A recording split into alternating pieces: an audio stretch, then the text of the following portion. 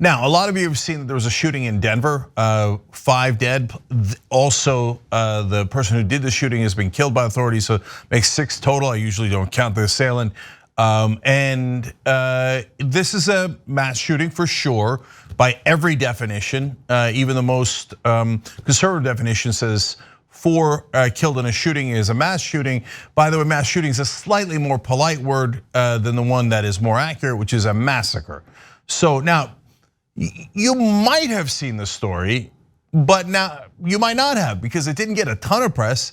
Why? I mean, that's a massacre. It's in the middle of one of the biggest cities in America. Well, it's become super commonplace, right? Only 5 killed plus the assailant? Well, that's a smaller massacre in America. Every other country would flip out. It would be a national story and it would probably last a week. But here in America, we're used to nonstop massacres, so it's not that much of a big deal to us, not that out of the norm, right? Now I'm gonna give you details about this that shows you, though, a second phenomenon that is incredibly interesting about this shooting. And again, that portion has gotten almost no media coverage. It was yet another right-wing terrorist. Now, not all right-wingers in the country are terrorists, obviously, right? But almost all of the domestic terrorists in America today are right-wingers, extreme right-wingers. So that's a fact. The FBI agrees that that's a fact, and it's because of shootings like this. So now let me break it down for you guys. NBC News reports, police in Denver have launched a large-scale investigation into what authorities have described as, quote, a killing spree on Monday that left 4 people dead, now 5, and 3 others, including a police officer, injured. Yes, even a cop was shot and badly injured in this story, but still, ho-hum, another day, another massacre, hashtag America. All right, so then we go to the Denver police chief, his name is Pazen, and he writes, Paul Pazen, he said his officers were working to, quote, stop this suspect from this killing spree. Wait a minute. That's interesting and different. Apparently they had word of this guy and they were worried that he might do a massacre. Why? Well, let's find out. Let's look at what he has been saying online, let alone what other things that the cops might know that we don't know yet. Now, his name is apparently Lyndon McLeod, and he apparently, of course, unsurprisingly, given the right wing, loved and glorified violence and guns. Shocking, I know. He said, quoting Hunter S. Thompson here in a picture that he had in social media, I swore I'd never go unarmed again. Okay, now, if you just stop right there, that's about every right-winger in the country. They love that, they think there's absolutely nothing wrong with that. Again, if you live in a different country, you think like, there's something wrong with a guy who says he'll never go unarmed anywhere, right? Not in America. In America, that's perfectly normal. And every right-winger would defend that guy. Way to be, man! All your weapons are ready to kill, right? So that's right-wing in America. It is, it's just a fact. By the way, you could ask them, and they'll say, oh yeah, I gotta have my weapons everywhere. Don't take my goddamn guns, right? Okay, now, in another place, this was in an interview that he did in 2019. He apparently wrote 3 books. We're gonna get to those in a second, because they're doozies. And he was being asked about that, and he said, we are armed and, quote, could be dangerous. So again, look, I gotta give it to 2 different audiences here. If you're in America, you don't even know why I'm reporting this story. This is so normal. A right-winger saying, I got my guns, I'm armed, and I could be dangerous. That's almost every right-winger in the country, right? Whereas if you're in a different country, you're like, whoa, that guy, the police should look into that guy. He's saying he might kill people. By the way, editor's note, he did. He murdered 5 people. But in America, that's perfectly normal. That's perfectly normal because we've lost our minds, the entire country. Specifically the right wing, but the rest of us tolerated. Oh yeah, they came to murder us all. And we gave them weapons to do it, and it was all perfectly legal.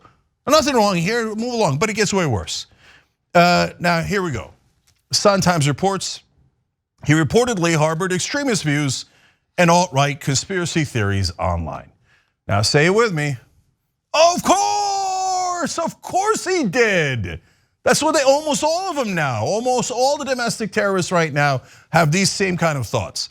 So now the Daily Beast, they explain further. Lyndon McLeod, who police say killed 5 people during a deadly rampage in the Denver area, was an author dedicated to alt-right philosophies, including masculine supremacy, that's very important, contrarian COVID-19 beliefs, of course, and targeted violence against the quote-unquote weak. Now guys, if you've been watching Young Turks consistently, you've seen me say this on multiple occasions, and thank you for watching consistently.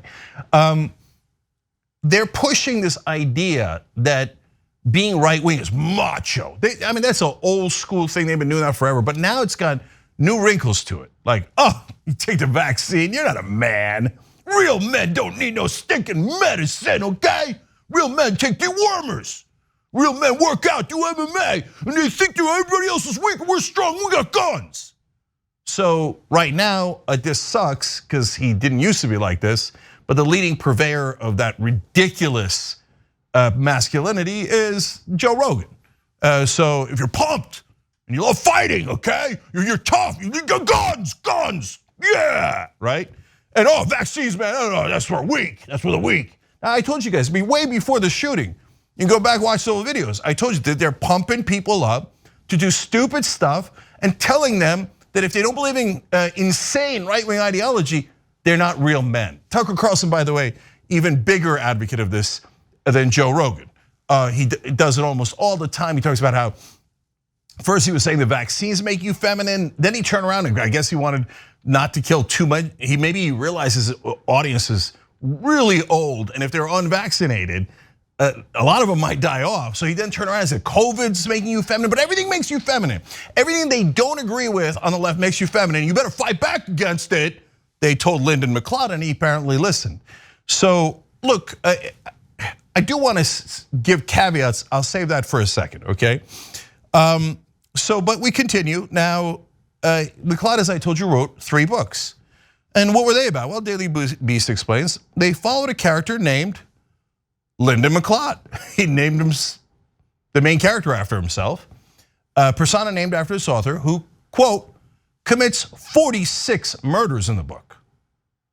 Again, if you're in any other country, you think, well, the authorities got to look into that guy. In America, what do you mean? Violent right-wing fantasies of murdering their opponents? Hey, that's called freedom, #freedom, okay? Now, of course, we're getting to the usual stew of COVID conspiracies. McLeod shared a COVID conspiracy meme on Twitter that appears to show Facebook boss Mark Zuckerberg and Microsoft founder Bill Gates discussing an injectable nanoworm. If that doesn't make any sense to you, you're a sentient human being. But for a lot of the right wing in this country, they're like, obviously, Gates, Zuckerberg, pizza, basement, little children, injectable nanoworms. A giant percentage of this country, tens of millions of people have lost their minds. They're completely detached from reality, and they're wandering around looking for injectable nanoworms. There's never been any evidence of any of that. It's total insanity. 99.999% of the doctors say, no, there are no injectable nanoworms. And they're like, no, oh yeah? The 0.001% is right. I found a rando on Facebook and he says there are. I'm gonna go murder people. That's what McLeod decided. Now he gets very specific about the weak and the strong. So guys, here, I'll do the caveat now before I read you this awful quote. So I get it. Not every right winger is gonna do this. I said that right from the outset. Obviously, I would hope to God tens of millions of Americans aren't gonna go and grab guns and start killing everybody left and right. And second obvious caveat is this guy clearly has some issues. But I got news for you. Every terrorist has issues. It's not like they find the most successful and amazing, well put together, psychologically sound people. And by the way, I know what right wingers always think. Oh, Muslims. No, by the way, newsflash, right wingers. When you think terrorist, statistically in America, it makes no sense to think of Muslims anymore. I get it, 9/11, etc. Back in the day, you had that in your mind for those real reasons, right? Now, it's you guys. It's your team. There's almost no left wingers that do any of this. None of left-wing media ever encourages this. In fact, we are united in saying physical violence is insanity, insanity. But right wing says, hey, violence, violence, violence, violence, violence. Guns are the answer, guns are the answer, guns are the answer. What do guns do? They kill people. So you don't need tens of millions of people to do it. You just, in that mass amount of people, you just need to find a couple of unstable folks. This is old school terrorism. So whether it was Muslim fundamentalists or Tamil Tigers or the Irish when they were fighting against the British, they normally don't get the judge, the doctor, the lawyer to do it. Sometimes that happens, but much more frequently, they find someone who is desperate and they brainwash him and they tell him violence is the answer because they don't need everybody to do it. They just need a couple of people to do it, okay? Scare the hell out of everybody else, intimidate them, and get them thinking, if I oppose the right wing, I might wind up being in danger. So one of the stories we showed you earlier, I think was very important. Again, got almost no national press coverage. Guy goes up to his neighbor and shoots him and kills him because he had a Biden lawn sign. Well, that's old school Klan-like terrorism. You vote the wrong way, we murder you. Now everybody be careful how you vote. Be careful who you're with, be careful what you do. So this particular guy apparently owned a tattoo store. Most of the people he killed either worked at other tattoo stores, etc. So could there be a personal element linking his need for violence to these specific people that he killed? Of course there could be. Did he have mental health issues? Almost certainly, right? I mean, who does this? That's rational. But again, almost all terrorists do. And the terrorist leaders go look for them and bring them in. And again, I want to be clear. I'm not saying Joe Rogan is a terrorist leader, but what he's doing is he's creating this idea, and Tucker Carlson far more so, that if you're super masculine, you don't listen to scientists, you don't listen to doctors, your answers are in idiots online that have no qualifications. And by the way, your second answer is always violence. And if you're a real man, you'd have weapons and you'd be looking to kill, okay? So now, Rogan will say, oh, no, I'm not saying they're looking to kill, just defense, defense, defense, defense. I mean, the people with guns happen to go on the offense almost every time. But boy, that's just a coincidence that it happens over 90% of the time, but sure, it's for defense.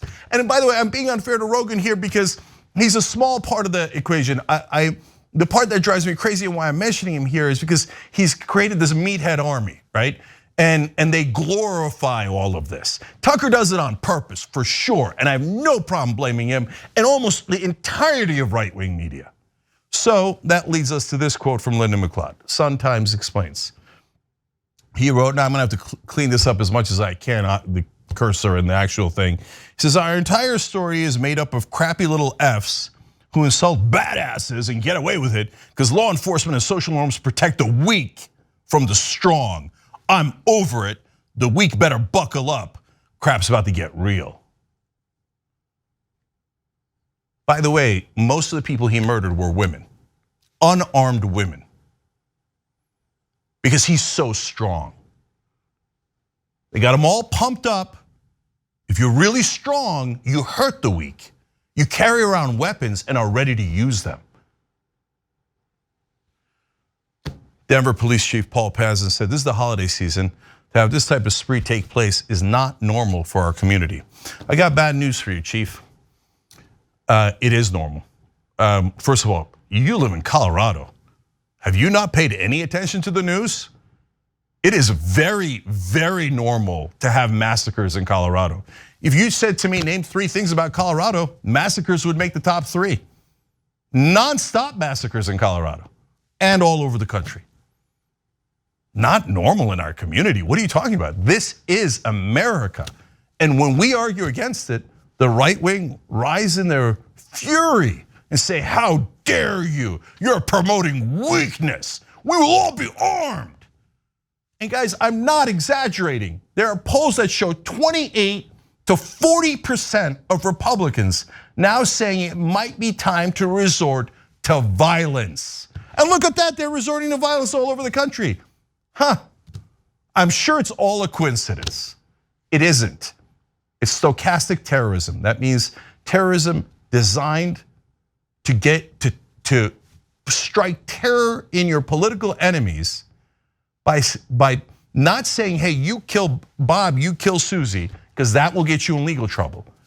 It's to say, well, if you were really strong, you'd have a lot of weapons and you would probably at some point use it against government tyranny. Now, 9 out of 10 times they wind up killing women at tattoo parlors, right? But that's how they get pumped up to do the stochastic terrorism. And we all move on because if you insult the right wing in America, not just the right wing media, but corporate media will come, oh, how dare you? They buy products. They buy products of our advertisers. You're not allowed to say obviously true things about the right wing. Sorry, I am allowed, I just said it, and you all know it's true.